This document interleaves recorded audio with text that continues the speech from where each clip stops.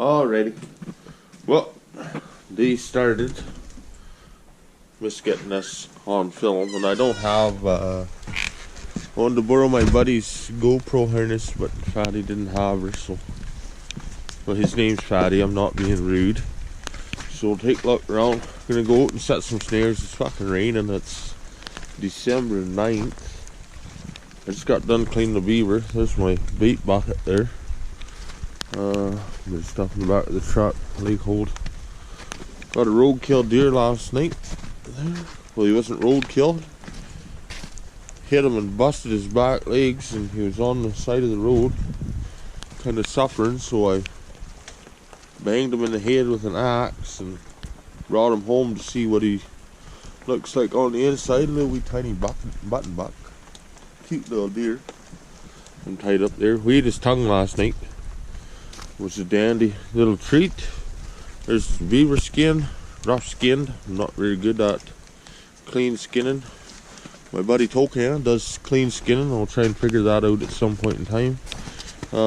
Somebody wants to eat the beaver tail, so I got that there. Bag of corn that was supposed to go to my son, Fat Bear, but make grain out of it, or chicken scratch, I guess it is. My bird feeder, the little house, the view of the day, shitty day, but no such thing as a shitty day, just a shitty attitude, I guess. So I'm gonna get out there and see what I can do. Gotta drive to the back side of the property and dump my meat dump at meat bucket at the dump there, and see if we can get some coyotes coming in there. I'm pretty sure there's already coyotes around. We were there the other day, lots of tracks around. Just walking around. The beaver caster there hanging up. Bag of fat for the birds. Snares over there. Got fucking snares everywhere. Snares up there behind the stove. I just boiled those. This is our little shanty. Somebody's pig mask for Halloween. Just drying off my wire a little bit. Gonna wrap that in duct tape. So what I learned a long time ago there is to manage your wire better when you're in the bush. You take off these little tie straps and you wrap your wire in duct tape, and then you pull it out from the center. Keeps it under control, so you're not always fucking around with a great big coil of wire, and you just got to pull it straight out. Makes life a lot easier. You use a lot of wire trapping, use a lot of wire snaring.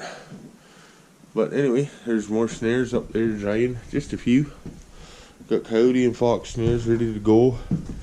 More coyote and fox snares outside, and going to go to the meat dump. Got Cass's truck because it's always nicer to drive somebody else's truck through the bush. Just kidding. No, she's got the snow tires on and 4-wheel drive, and it's still a little bit slippery out, so use her truck until we can get the snow machine. The snow machine is behind the boat there. Haven't got it out yet because it's been snowing and raining and thawing and raining again. But anyway, try and get the day started. Get out there. I still got to haul water, and look at that, I lost the gas cap off my truck. Dirty rotter. I just noticed that. Okay, maybe it fell inside, hopefully. I'll have to look around. Okay, well, I'll have to see what I can accomplish rather than losing another gas cap. Okay, talk to you later. Might want to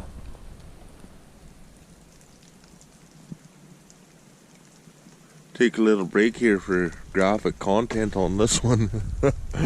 Anyway, that's the meat dump. That's just blood. There, blood from the roadkill deer we found. We're gonna try and eat that deer. There's a gut pile out of the roadkill deer. There's a roadkill raccoon, a rack of cow ribs, and an old skinned out beaver just hanging. Now the reason you hang everything and tie everything up is so that the animals can't just come here and grab it and run off in the bush and hide it somewhere else, because you want to bring them in consistently into this area to snare them. If you look around here, it's crazy.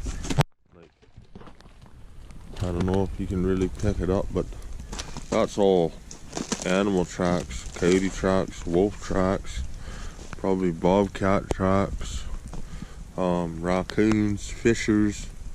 Like, the place is just crazy with activity. Birds, you can hear the blue jays going off. They're all interested. Everything eats at the meat dump. Doesn't matter what it is. Rabbits will come here. They'll eat the frozen meat. They'll eat that frozen beaver. They'll eat the contents out of the stomach of that gut pile, because it's partially digested plant matter. They'll eat that. Even deer will come around here and eat the frozen meat. It's incredible the amount of animals that a meat dump sustains and keeps active. So that's kind of a gory thing. People look at it kind of crazy, but I know if I walking through the bush and I come across that, I'd be fucking thinking some strange thoughts for sure. But that's not the point of it. The point of it is to bring the coyotes into a concentrated area so I can snare them, bottleneck them, get them using consistent trails, get them coming into this area. Now, I won't set within probably 100-150 yards of this dump. I'll set in the bush all the way around it. There's a trail. We're going to go to that trail there shortly, but there's a trail back up over here that's a walking trail, or a skidoo trail if I ever get any damn snow. And we can skidoo around on that. And we're going to see right through there. That's a good trail. I don't know if I can pick it up, but there's a good trail right there. Looks like a big old dog, big old wolf coming in there. I often refer to them as dogs because they're just dogly, like any other thing. Coyotes, wolves, dogs, canines, whatever fuck you want to call them. I don't know. I just call them dogs. Dog snaring. So yeah, look at the activity, like it's phenomenal. And this meat dump's been here about 2 weeks. Me and Cass and Chum came and put it in about 2 weeks ago. Just activity, just constant. Every day they're in here. Coons are the one thing, like, see those coon tracks there, walking on open water here. Ice is flowing down. But see, raven tracks, crows in here. Everything's in here. Dirty, rotten old coons.